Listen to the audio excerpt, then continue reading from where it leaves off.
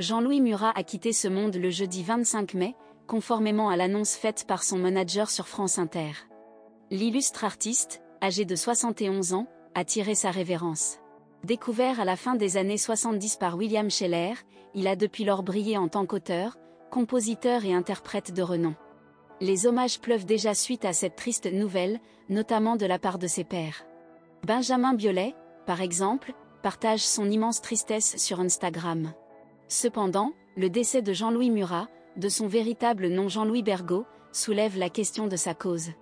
Selon les informations rapportées par Le Parisien et Libération, il semble que Jean-Louis Murat ait en réalité été victime d'une embolie pulmonaire consécutive à une phlébite, c'est-à-dire la formation d'un caillot de sang dans une veine.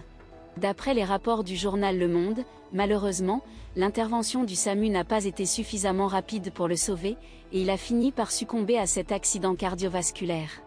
Jean-Louis Murat, qui s'est uni en mariage à l'âge tendre de 17 ans, a connu une précocité paternelle marquée, devenant père à seulement 19 ans.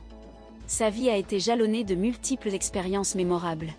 Par exemple, après son premier divorce, il a bravement tout abandonné pour se lancer dans des voyages et subsister grâce à des petits emplois en France et en Europe, embrassant ainsi une existence solitaire à l'image de Jacques Kerouac.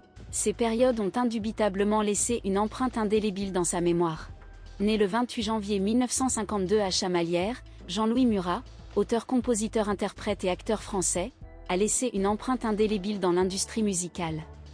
Tout au long de sa carrière, il est demeuré fidèle à ses racines puydômoises, produisant près d'une trentaine d'albums. Sa poésie singulière a régulièrement été acclamée par la critique, tandis que ses prises de position plus récentes ont suscité la controverse.